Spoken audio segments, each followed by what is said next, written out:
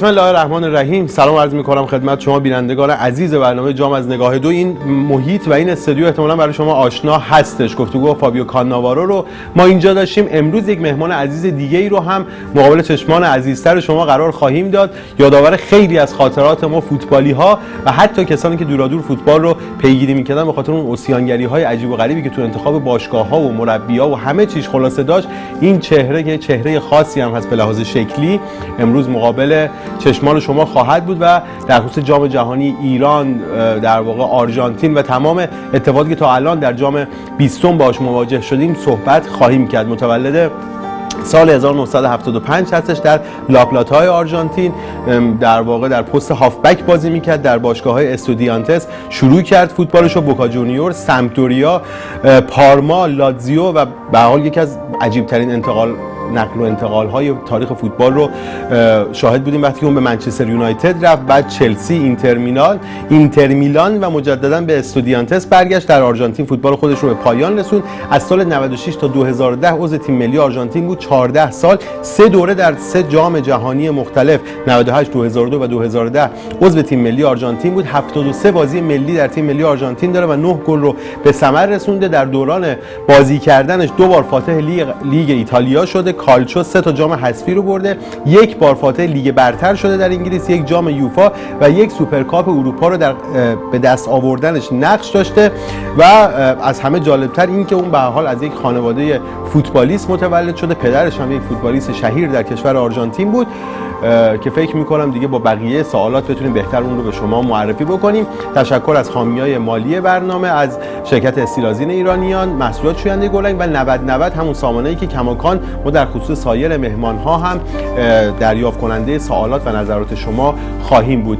دعوت می‌کنم یک بخشی رو که بچه‌ها آماده کردن ببینید، با این مهمان بیشتر آشنا بشین و بعد هم بیننده گفتگوی صریح ما با ایشون باشید.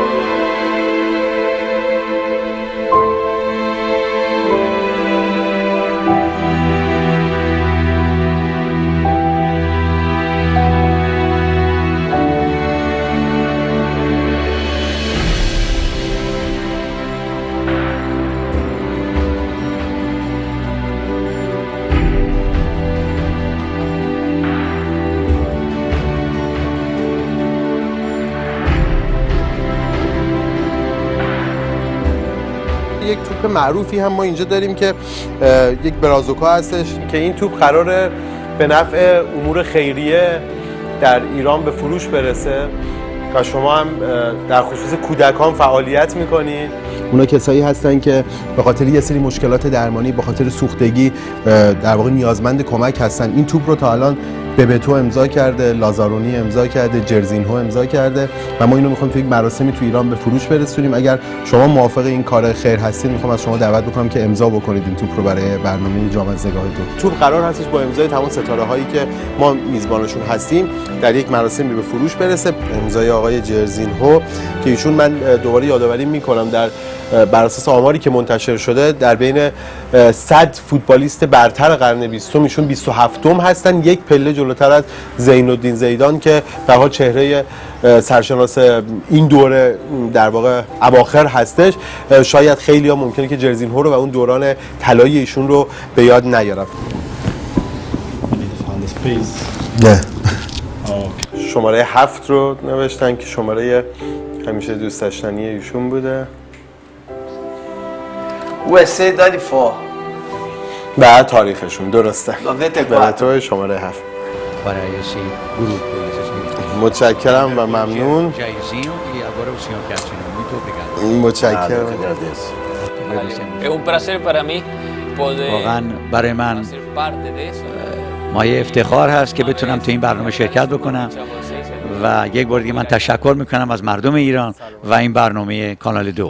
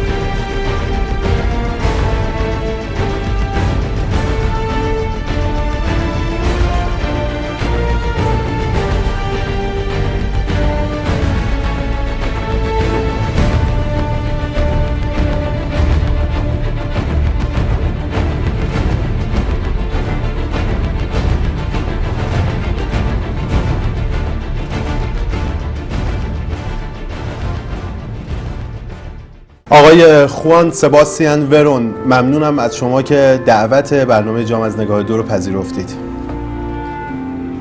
No, por favor, el gusto es mío. Gracias por la invitación. باعث افتخار منه که اینجا هستم. از دعوت شما هم ممنونم. من میخوام اولین سوال رو در خصوص شناختی که شما از کشور ما، از سرزمین ایران دارید بپرسم. وقتی که اسم ایران رو میشنوید چه چیزی تو ذهن شما شکل میگیره؟ Bueno, esos países. برای کشور ایران احترام زیادی قائلم. ایران یک تاریخ طولانی رو پشت سر خودش داره و تمدن ارزشمندی محسوب میشه.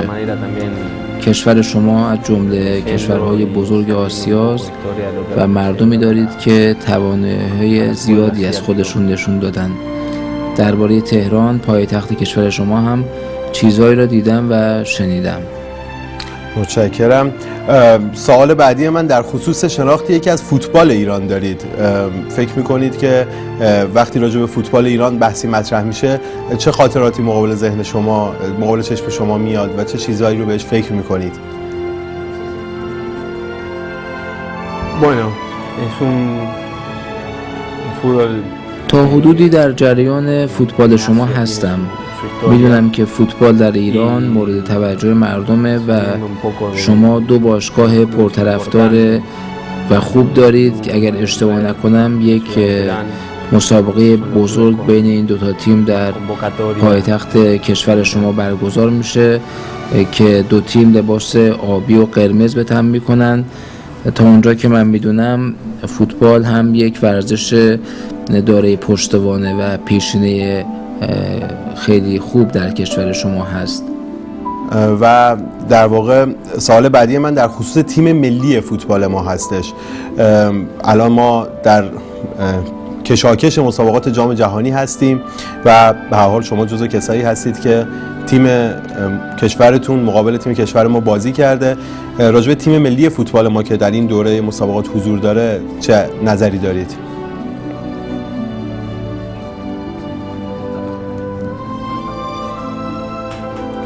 Sí, respecto al partido, para mí fue de los que más dificultad tuvo la selección. تیم فوتبال شما رو در جریان همین مسابقات جام جهانی با دقت دیدم. حقیقت اینه که باید بگم بازی سختی رو برابر تیم ملی ایران تیم ما برگزار کرد. در واقع سخت‌تر از اونی بود که پیش بینی می‌کردیم. من که در ورزشگاه بازی رو می‌دیدم دیدم با تیمی داریم بازی می‌کنیم که در دفاع کردن بسیار سازمان یافته عمل می‌کنه و در این حال به حمله هم می‌پردازه. در واقع تیم ملی ما برابر تیم شما بازی کرد و در آخرین لحظات ما بازی رو از دست دادیم. قبل از این بازی فکر می‌کردید که بازی ایران و آرژانتین انقدر با چالش مواجه بشید در اون بازی؟ Sí, el resultado estuvo hasta el último minuto. بله، اینجا تعریف ها فرق میکنه. برای شما و تیم ملیتون اتفاق بدی بود که در آخرین لحظات بازی گلی دریافت کردید که منجر به شکست تیم شما شد. Algo, o sea, había mucha tensión por no saber del. برای ما هم اتفاق خوبی بود چون اون بازی سخت رو با 3 امتیاز به پایان رسوندیم. آرژانتین فشار زیادی رو برای گل زدن شروع کرده بود اما دیگه تقریبا همه مطمئن بودن بازی با نتیجه مساوی تموم میشه. در واقع شاید بشه گفت فکر نمی کردم در آخرین دقایق پایانی بازی اون اتفاق رخ بده و کسی هم پیش بینی نمی‌کرد که آرژانتین بازی رو ببره. خیلی جالبه. حالا به هر حال اون بازی به پایان رسیده و تیم شما برده اون بازی رو، اما واقعا فکر نمی‌کنید اون دقایق آخری خطای پنالتی رو بازیکن ما صورت گرفت، همون چیزی که باعث شد که داور صربستانی هم یه مقدار مورد نقد قرار بگیره؟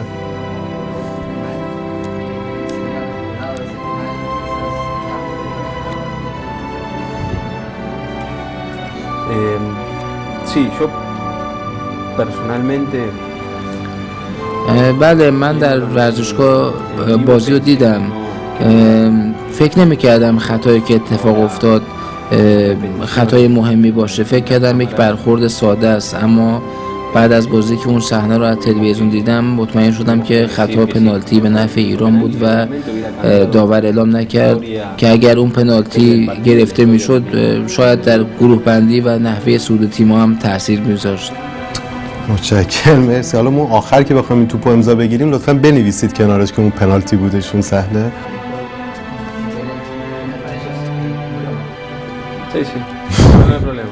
بله، حتما این کار رو انجام میدم. بسیار خب، ما تشکر هم بکنیم. به حال اومدن این چهره ها کنار همدیگه و حضورشون در برنامه ما میسر نمیشد غیر از یک برنامه‌ریزی مفصلی که صورت گرفت و یک حمایتی که از طرف حامیای مالی برنامه که حامی در واقع تیم ملی در جام جهانی هم هستند، سامانه 9090 و شرکت استیلازین ایرانیان و محصول شوینده گلرنگ که باید تشکر بکنیم. یه تشکرم من بکنم از آقای ماریانو که زحمت ترجمه از انگلیسی به اسپانیایی رو میکشن و کریم مقدم عزیز خودمون که زحمت ترجمه از فارسی به انگلیسی رو میکشن. ما یه خلاصه برای اینکه اون پروتکل مربوط به گفتگوهای رسمی رو رعایت بکنیم ما به زبان فارسی و ایشون هم مصرراً بر زبان خودشون تاکید داشتن، بنابراین ما دو تا از بچه‌ها رو زحمت دادیم بهشون.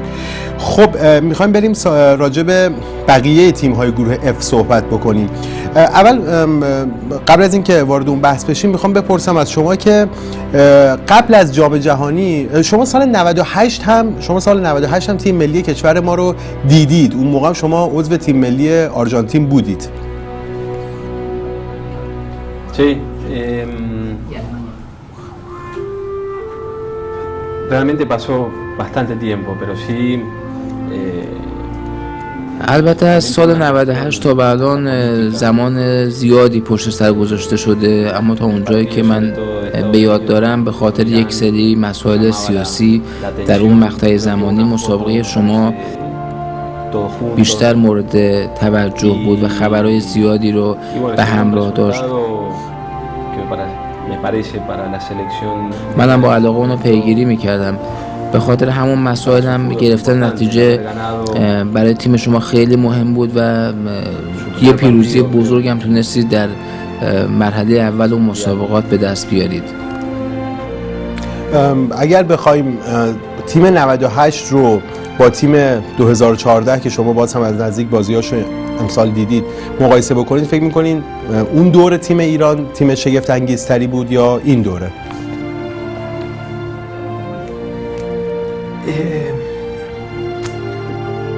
Es difícil por ahí analizar con tanto tiempo dos partidos o dos situaciones futbolísticas en los seleccionados. من فکر میکنم که فوتبال شما در سال 2004 با فوتبال با تجربه تر و بالغتری تبدیل شده. این اتفاق پر اهمیتی محسوب میشه، چرا که طی این سالها شما بازیکنانی رو داشتید که در لیگ‌های بین‌المللی بازی کردن و تونستن که تجربه حضور در سطح اول فوتبال دنیا رو به کشورتون منتقل کنن. این اتفاق بزرگی به حساب میاد، اما در نهایت من فکر میکنم حضور شما در این جام و نتایجی که کسب کردید میتونه نشون بده که شما در آینده پیشرفت بیشتری هم میتونید داشته باشید و چشمانداز خوبی برای فوتبال کشورتون در پیش هست. بسیار خوب. و سرمربی تیم ملی فوتبال کشور ما قبلا شما سابقه آشنایی با ایشون رو داشتید در باشگاه منچستر یونایتد، کارلوس کیروش. چه شناختی از کیروش دارین و اگر اونو بخوایم برای ما توصیف بکنین چی راجبش میتونید بگید؟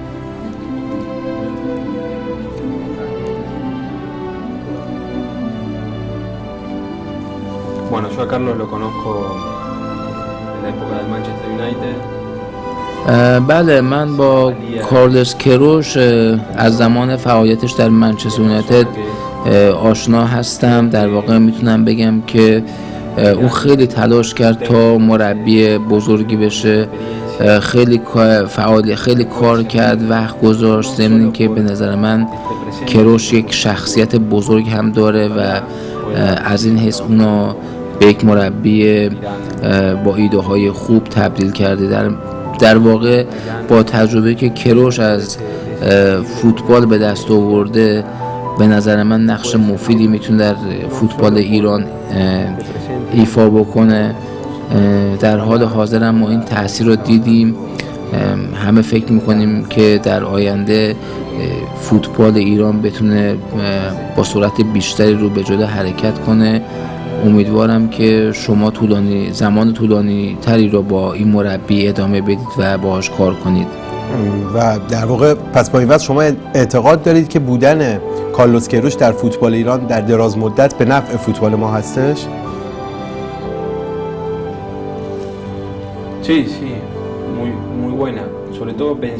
بله، به نظر من اون میتونه در مدیریت فوتبال شما هم در دراز مدت تاثیرگذار باشه. اون گزینه مناسبیه و در زمان طولانی مدت میتونه تاثیرات زیادی هم از خودش به جا بگذاره.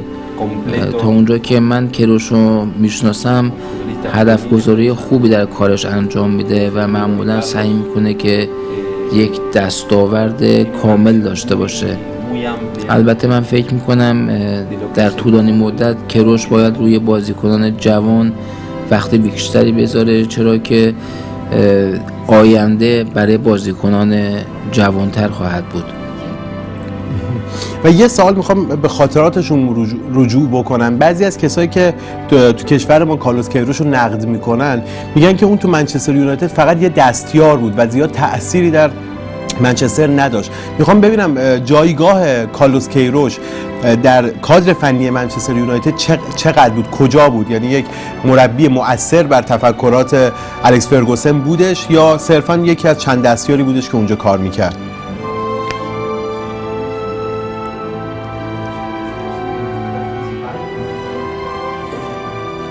En Manchester el equipo técnico que trabaja در منچستر یونایتد فرگوسن یک تیم هدایتی و راهبردی رو کنار خودش داشت. در واقع اون با کمک یک تیم کامل تیم منچستر رو اداره میکرد. همه فعالیت و وظیفه خودشون رو میدونستن، انجام میدادن و فرگوسن اداره کار رو به عهده داشت. در این مجموعه در بخش امور تاکتیکی کارلوس کیروش کاری مورد نظر فرگوسن رو انجام میداد. خب در خصوص خود آرژانتین یکی دو تا سوال من الان دارم. راجع به گروه F میخوایم صحبت بکنیم. فکر میکنید که تیم آرژانتین مخصوصا بازی اول وقتی برابر بوسنی قرار گرفت و بازی دوم برابر ایران، خیلی‌ها میگفتن آرژانتین از اون چیزی که فکر میکردن خیلی فاصله داره. شما بعد از گذشت این چند تا بازی وضعیت آرژانتین رو چطور می‌بینید و فکر می‌کنید این تیم اصلا قابلیت این که بتونه به قهرمانی فکر بکنه داره یا نداره؟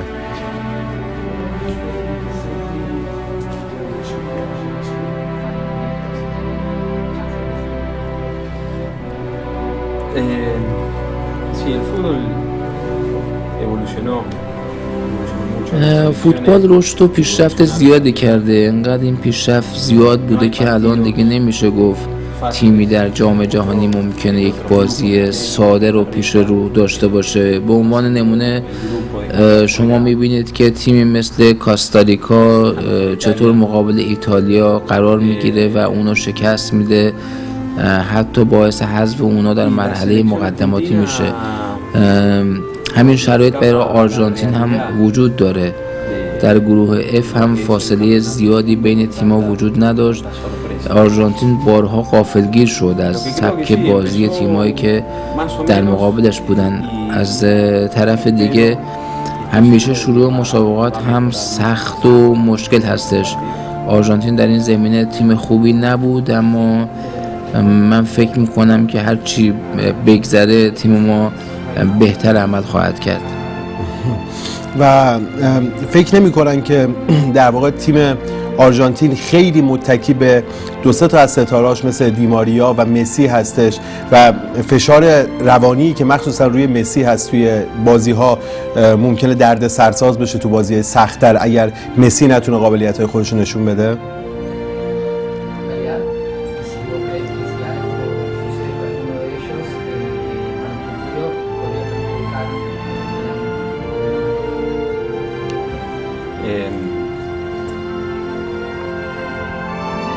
lamentablemente no podés cambiar. Tenés un plantel de 23. من فکر کنم که 2 یا 3 بازیکن در یک تیم نمیتونن تضمین کننده موفقیت یک تیم در یک رویداد بزرگ مثل جام جهانی باشند. اما به هر حال اگر برای هر کدوم از بازیکنان اصلی تیم هم مشکلی به وجود بیاد، مربی میتونه بازیکنان رو جایگزین کنه که اونا این قابلیت رو در تیم آرژانتین دارن، یعنی کسایی هستن که بتونن جایگزین بازیکنان بزرگ بشن. اعتماد به نفس، حرکت تیمی میتونه تا انتهای جام جهانی موفقیت یک تیم رو تضمین کنه و ایده های مربی نقش بسزایی در حرکت رو به جلوی تیم ایفا میکنه.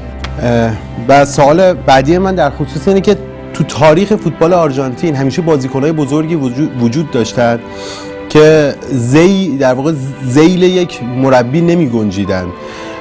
آیا آلخاندرو سابیلا الان با ستاره هایی که در آرژانتین هستن مشکلی پیدا نمیکنه؟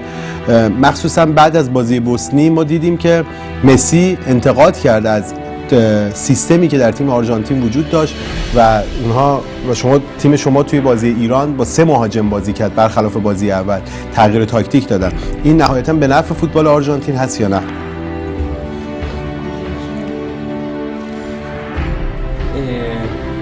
Todos pensamos el fútbol de distintas maneras y no está mal en este caso poder discutir. در فوتبال سیستم ها راه های متعددی برای بازی و پیروزی وجود داره. هر کسی همین حق داره که نظرش رو در خصوص سیستمی که در اون بازی میکنه با مربی تیم مطرح کنه و پیشنهاداش رو بده. اما نهایتا این سرمربی هستش که تصمیم نهایی رو میگیره و همه هم باید به این تصمیم احترام بگذارن. البته ما یه خاطراتی هم از دوست صمیمی پدر شما از کارلوس بیلاردو داریم که این اختلافات رو با مارادونا هم توی دوره‌ای تو جام جهانی داشتن و همین شاید میشه گفتش که خیلی تأثیر رسانه‌ای زیادی رو داشت. در مورد کارلوس بیلاردو چه نظری دارید و چه خبری در مورد بیلاردو دارید؟ Bilardo fue para el club de donde بیلاردو مربی بزرگی بود، چه در سطح باشگاهی و چه در سطح ملی. اون مربی بود که آرژانتین رو به سمت قهرمانی جهان حرکت داد. بیلاردو یک سنت و روش اختصاصی در فوتبال آرژانتین بنا گذاشت که کاملا مورد توافق همه بود. حالا که بحث اومد به سمت دوران گذشته و خاطراتتون، چند تا سوال من در مورد اون میپرسم، برمیگردیم دوباره به جام جهانی. میخوام تأثیرات خوان رامون ورون رو بر خوان سباستیان ورون بدونم. پدر شما فوتبالیست بودن و در باشگاه مورد علاقه شما استودیانتس بازی میکردن. چقدر تأثیر داشت اینکه خانواده شما علاقمند به فوتبال بودن، علاقمند به ورزش بودن و اینکه توی این مسیر شما حرکت بکنید؟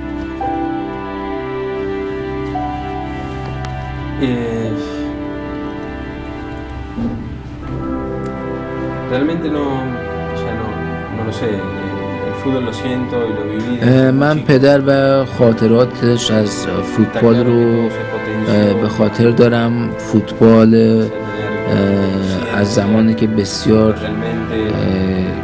کم سن سال بودم درک کردم. در واقع معنای رقابت و خانواده به من آموزش داد. در دوران کودکی فوتبال بسیار به من نزدیک بود و در واقع اینها یک پتانسیلی بودن که در من ذخیره شد. خانواده به من کمک کردن که خوب در مورد فوتبال بتونم فکر کنم و هدفهای آینده‌ام رو تعیین کنم و پایه‌های درستی درباره آینده حرفه خودم تشکیل و شکل بدم. تو اون دوره به پدر شما لقب جادوگر رو داده بودن در فوتبال آرژانتین و بعد هم به شما لقب جادوگر کوچک رو. از اینکه در مقابل پدر شما رو جادوگر کوچک صدا می‌کردن خوشحال بودید؟ چه حسی رو به شما میداد اینکه پدر شما یه چهره معروفی بودش و مورد احترام بود و شما رو هم با ایشون همیشه با هم میسنجیدن و کنار هم میذاشتن؟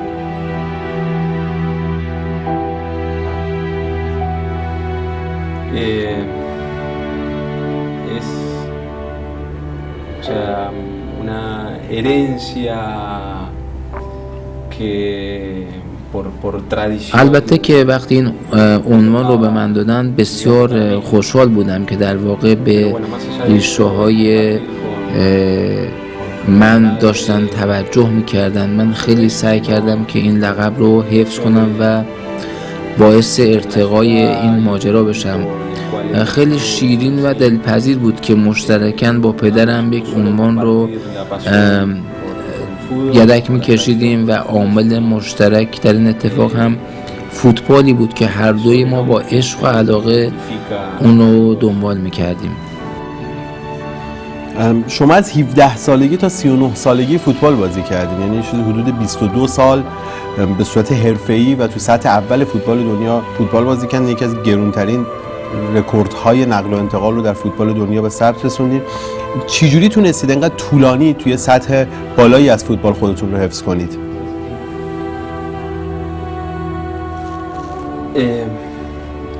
Yo creo que el trabajo es la base.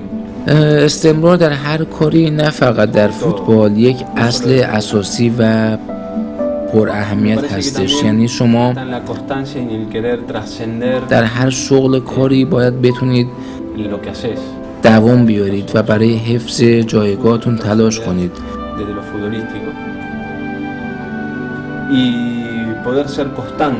این در تمام طول زندگی حرفه‌ای یک ورزشکار هم باید مورد توجه باشه. اگر این نگاه رو داشته باشیم به صورت طولانی میتونیم به سمت بزرگتر شدن و بهتر شدن حرکت کنیم. بسیار عالی. و یکی از اتفاقات عجیبی که تو دوره بازیگری شما، بازی کردن شما به وقوع پیوست، انتقال شما به انگلستان بود. یه آرژانتینی در انگلیس به هر حال با توجه اون سوابق سیاسی که بین دو کشور وجود داشت خیلی انتظارشو نداشتن. چطور تونستین همچین تصمیم بزرگی رو تو زندگی بگیرید و چقدر از این تصمیمتون راضی هستید؟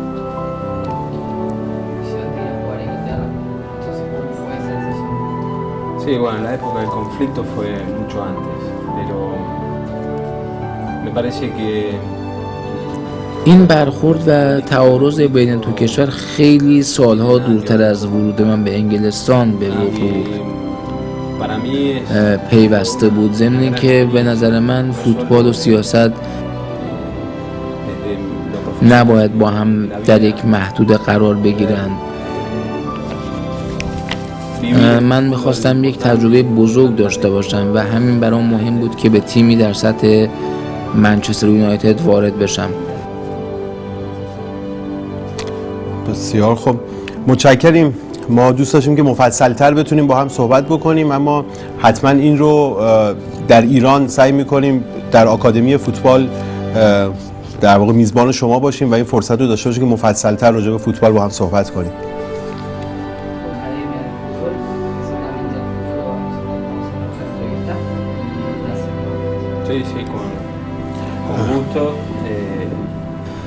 من هم خیلی خوشحالم از این دعوت. حتما دوست دارم که در اولین فرصت به ایران بزرگ سفر بکنم و از همینجا مراتب احترام و سلام خودم رو به مردم ایران تقدیم میکنم. متشکرم. ما یه توپ هم اینجا داریم که برای در واقع یه کار خیری در ایران، چون من توضیح دادم قبلا، فقط دیگه از شما میخوام که این رو امضا بکنید برای کودکان ایرانی و ممنون برای سوالات ما که جوابی که به سوالات ما دادید. من یه تشکر هم بکنم توی این فاصله از مجددا از حامیای مالی برنامه، از مسعود شوینده گلرنگ، استیلازین ایرانیان. ممنون. thank you very much. و در حال گفتگوی ما با خوان سباستیان ورون رو مشاهده کردید ما مهمان‌های متعدد دیگه ای رو هم خواهیم داشت. باز هم خواهش من این هستش که سوالاتتون رو از زیکو و فعلا تا زیکو رو مشخص کردیم دیگه، درسته؟ تورس رو هم داریم، برای ما ارسال بکنید به سامانه 9090. حتما با ذکر نام سوال‌های ویژه رو ما مطرح خواهیم کرد. متشکرم از اینکه در واقع این فرصت رو گذاشتید برای مشاهده این گفتگو. حتما باز هم ما رو از ریو دو ژانیرو دنبال کنید. متشکرم. Thank you very much. Thanks.